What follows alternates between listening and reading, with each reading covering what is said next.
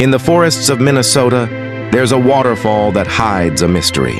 It's called the Devil's Kettle Falls. One side of the waterfall flows normally into the river, but the other side disappears into a deep hole in the rock, never to be seen again. For decades, scientists tried to solve where the water goes, pouring dye and even ping-pong balls into the falls, but nothing came out downstream. A natural riddle carved into stone, the waterfall that vanishes underground.